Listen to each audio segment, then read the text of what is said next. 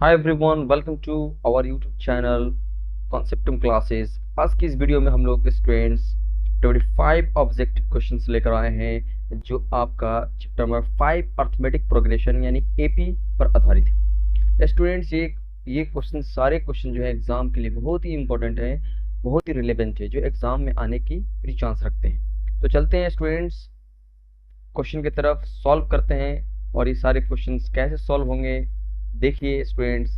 चलते हैं पहले क्वेश्चन की तरफ बढ़ते हैं। पहला क्वेश्चन क्या कह रहा है कि समानांतर श्रेणी, पहला क्वेश्चन बोल रहा है कि समानांतर श्रेणी एपी का सामान्य रूप।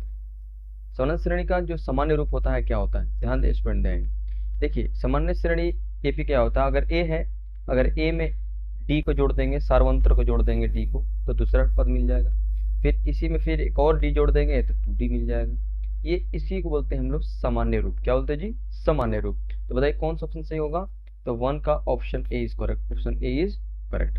क्वेश्चन नंबर 2 की तरफ बढ़ते हैं स्टूडेंट। क्वेश्चन नंबर 2 क्या कहता है, कह रहा है यदि एपी, ध्यान दीजिए, यदि एपी का प्रथम पद 5 और सार्वंतर क्या है 3 हो तो पांचवा पद ज्ञात कीजिए।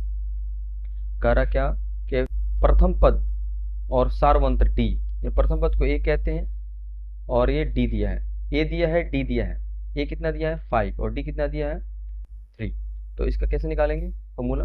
कर रहा है 5 टर्म, तो ए 5 लिखेंगे तो एक कम करके ए प्लस 4डी, ए प्लस 4डी निकाल लेंगे तो ए का मन कितना है 5 और 4 और डी का मन कितना है 3। तो 4 3 हो जाएगा 12, 12 5 कितना हो जाएगा 17। तो 2 का option C is correct. Option C is correct. Question number 2 का option C is correct. Question number 3 की तरफ बढ़ते हैं स्टूडेंट्स।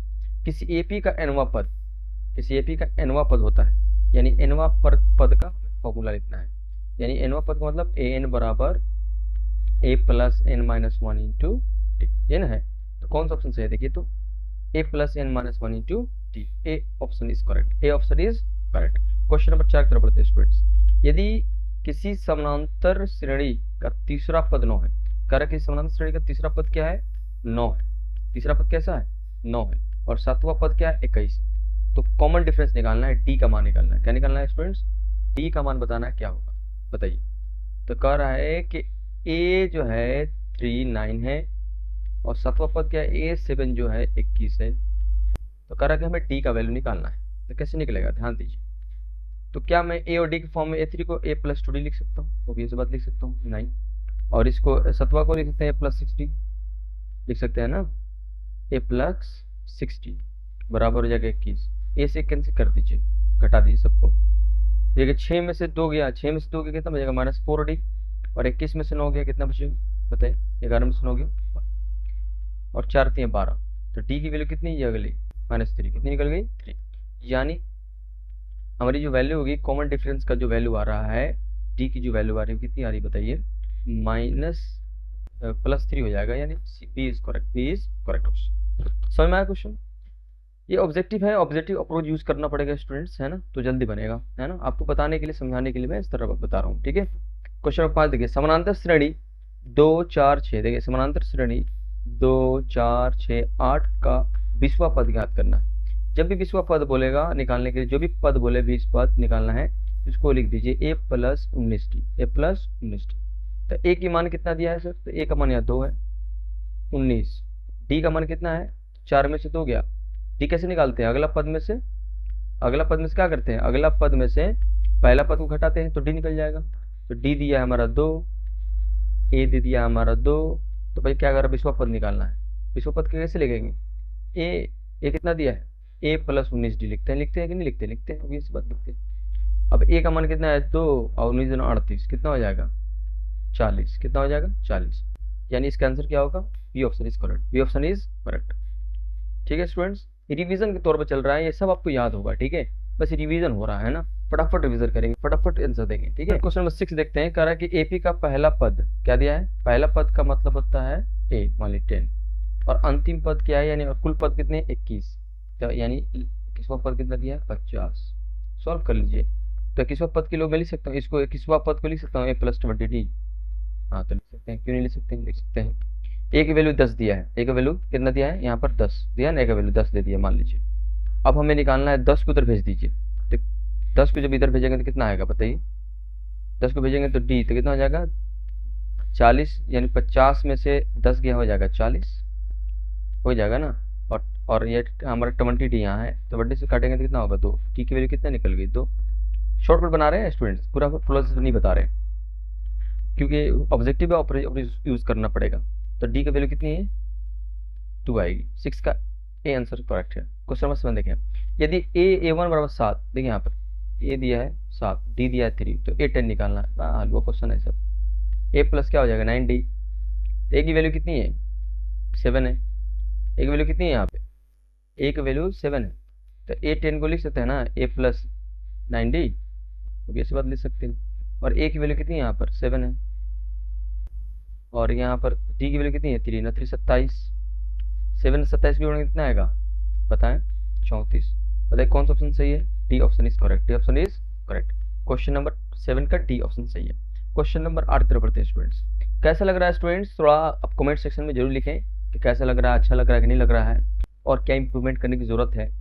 और इस चैनल को सब्सक्राइब और शेयर जरूर करें ताकि आपका तैयारी करा पाए।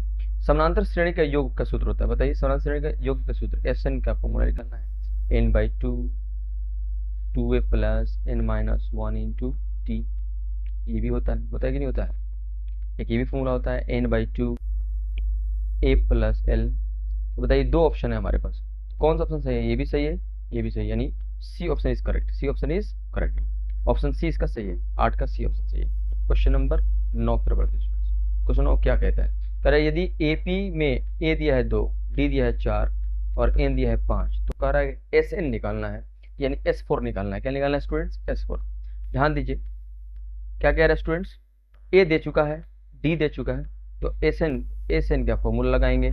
तो एस एन का फॉर्मूला ध्यान दीजिए, एस एन का फॉर्मूला मालूम है आपको, और एस एन n/2 बोलेगा ना, तो मैं डायरेक्ट यूज करता हूँ, फॉर्मूला डायरेक्ट नहीं लिखूंगा, डायरेक्ट लिखता हूँ। एस एन S4 निकालना है, क्या निकालना है S4। 4/2 2a, ए की जगह पर क्या लिखेंगे G 2 plus n-1 into D plus n-1 into D, N का मान कितना है तो 4, 4 में से 3 गया, 4 में से गया 3 3, और डी का मान कितना दिया है तो 4। सॉल्व कर लीजिए आंसर आ जाएगा, ठीक है, यानी 2 प्लस n-1 डी। ध्यान दीजिए तो काटेंगे कितना हो जाएगा यहाँ पर 2, और उसके बाद यहाँ हो जाएगा 2 दूना के 4, और यहाँ हो जाएगा 4 3 12, 12 4 कितना हो जाएगा 16, 16 दूना 32। तो इसका आंसर क्या आएगा बताएं, इनकी वैल्यू 5 है। Sorry students,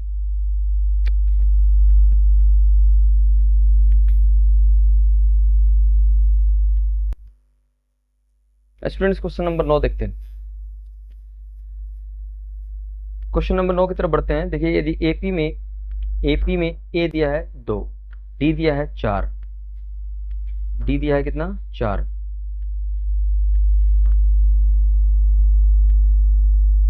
student question number 9 देखते हैं। एपी में ए का वैल्यू दिया है 2, डी का वैल्यू दिया है 4, एन का वैल्यू 5 दिया है। तो कह रहा है कि एस एन निकालना है, एस एन का मतलब S5 निकालना है, S5 निकालना है स्टूडेंट्स। S5 का फॉर्मूला क्या लगाइए 5/2 लगा सकते हैं, 2a 2 इंटू ए का मान कितना दिया है बताइए, ए का मान 2 दिया है, प्लस n-1 इंटू डी, तो n कितना है सर 5, 5 में से एक गया 4, और डी का वैल्यू कितनी है सर 4। सॉल्व कर लीजिए आंसर पा लीजिए, तो 5/2 है, और यहाँ हो जाएगा कितना 4, देखिए 4 और प्लस 16, 4 16 कितना हो जाएगा 20, कितना हो जाएगा 20, काटेंगे तो कितना होगा 10, 10 बजे 50, यानी इसका आंसर कितना आएगा 9 का जो आंसर होगा वो 50 आएगा। कितना आएगा 50। क्वेश्चन नंबर 10 की तरफ बढ़ते हैं स्टूडेंट।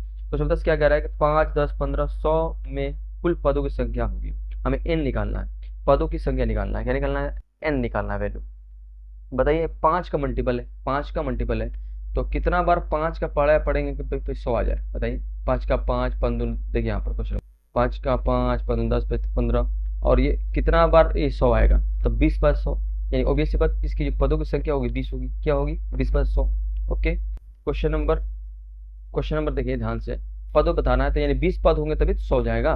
क्वेश्चन नंबर 11 की तरफ बढ़ते हैं स्टूडेंट। यदि किसी एपी का कॉमन डिफरेंस, यानी कॉमन डिफरेंस का मतलब डी का वैल्यू क्या है 0 हो, तो श्रेणी समानांतर श्रेणी नहीं है, समान पद वाली है, गुणोत्तर है, या इनमें से कोई नहीं। बताइए किसी एपी का, यानी किसी एपी का डी जो है 0 हो जाए, बताए।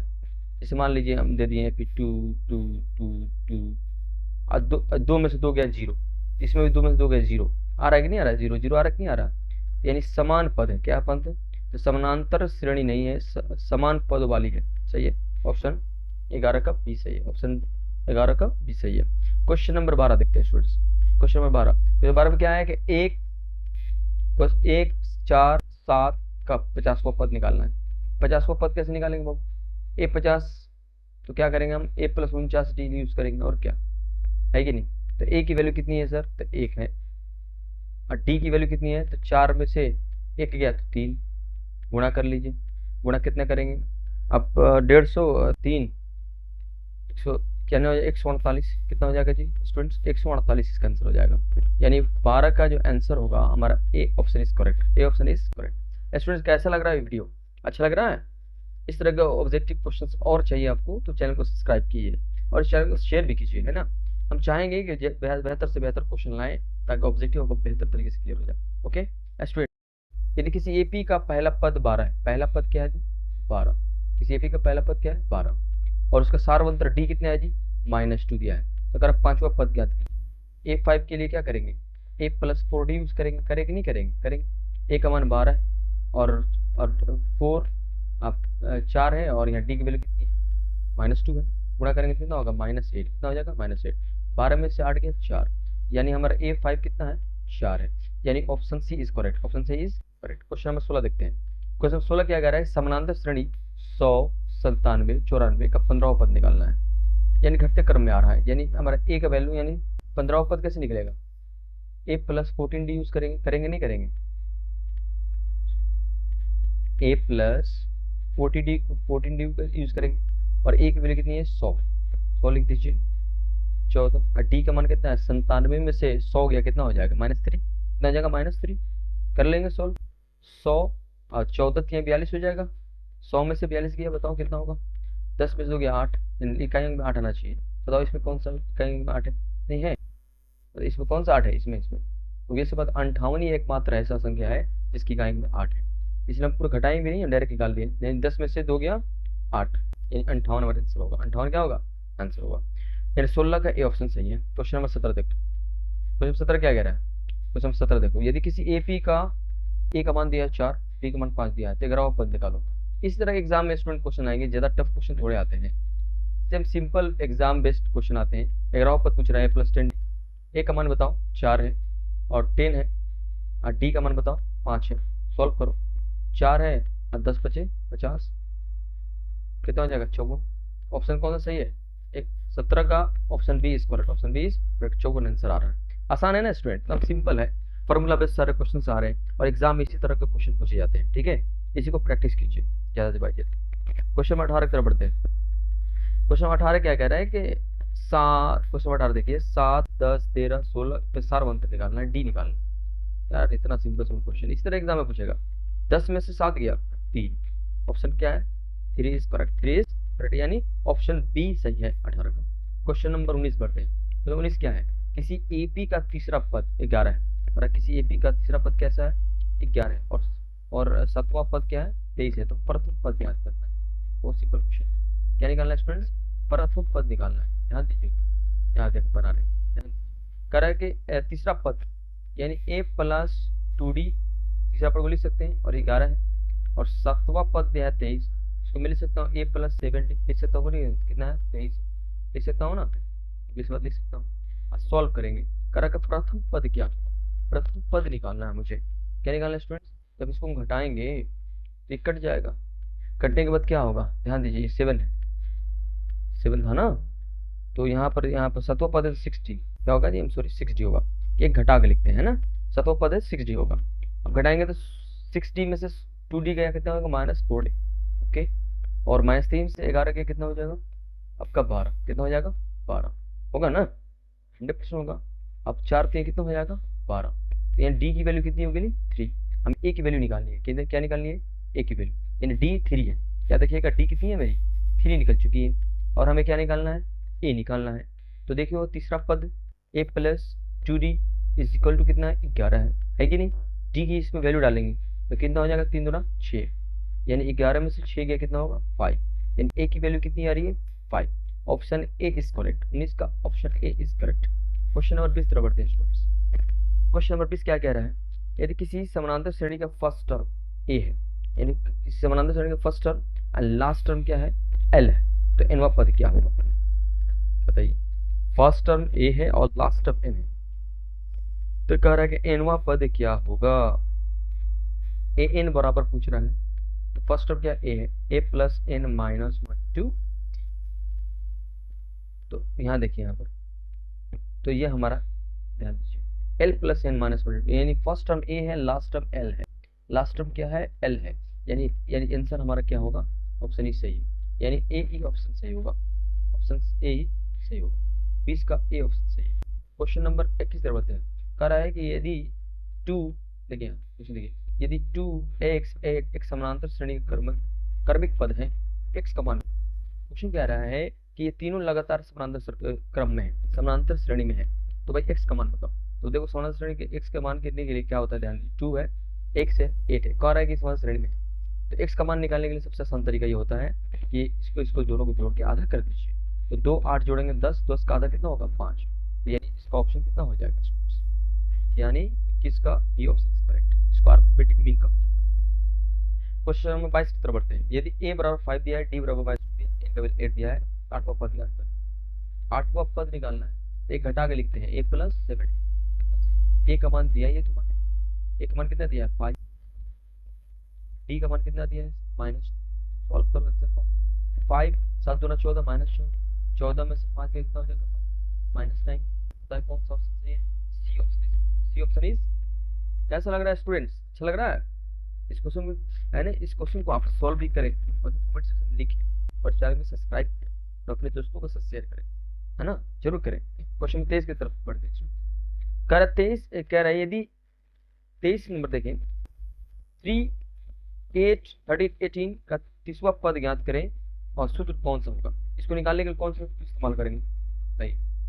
या 30वां पद निकालना है, एन टर्म निकालना है, तो भी इसके बाद एन टर्म का फॉर्मूला लगाएंगे ना, ए प्लस एन डी का लगाएंगे, ओके ये फॉर्मूला लगाएंगे। क्वेश्चन नंबर यानी स्टूडेंट क्वेश्चन नंबर 24 तरफ बढ़ते हैं। देखिए 2 5 8 और 29 कह रहा है कि यहाँ 2 5 8 29 का योग बता रहा है टोटल। देखिए 2 5 8 29 के बीच में टोटल कितना हमारे टर्म होंगे, टोटल 10 होंगे, यानी एन का वैल्यू कितना हो जाएगा 10। जब 10 हो जाएगा तो हमें S10 निकालना है, क्या निकालना है दोस्त, S10 निकालना है। तो भाई 10 का एन का वैल्यू दिया 10/2 और फॉर्मूला लगाएंगे ए प्लस एल वाला, क्योंकि लास्ट टर्म दे चुका है, ए प्लस एल, ए प्लस एल, एल का ए का वैल्यू कितना है 2 और एल का वैल्यू कितना है 29, कितना है 29, तो कितना हो जाएगा, काटेंगे तो कितना 5 × 31, यानी 3 एकम यानी 5 एकम 5 यानी 5 आएगा, कितना आएगा 5, लास्ट में 5 आना चाहिए, तो 2 में यानी 5 एकम 5 5 × 15 यानी 5 × 15 5 एकम 5 यानी 155, यानी ऑप्शन जो है इसका हमारा जो सही है वो 155 होगा, यानी 24 का आंसर जो होगा डी का डी होगा। 25 नंबर देगा समानांतर श्रेणी 10 20 30 का 25वां पद बताइए, तो सिंपल क्वेश्चन 25वां पद निकालना है। 25वां पद निकालने के लिए क्या करेंगे, ए प्लस 24d, ए का वैल्यू कितना है 10 और डी का मान कितना है 10 में से 20 में से 10 गया 10, नम आसान सिंपल 210, अगर मैं 24 में 10 से गुणा करूं 240 आएगा और 240 में 10 से 10 को जोड़ दूं 250, यानी ऑप्शन 25 का ऑप्शन जो है सी इज करेक्ट। ये स्टूडेंट्स रहा हमारे एपी का क्वेश्चन। बस इस वीडियो में बस इतना ही, थैंक यू सो मच।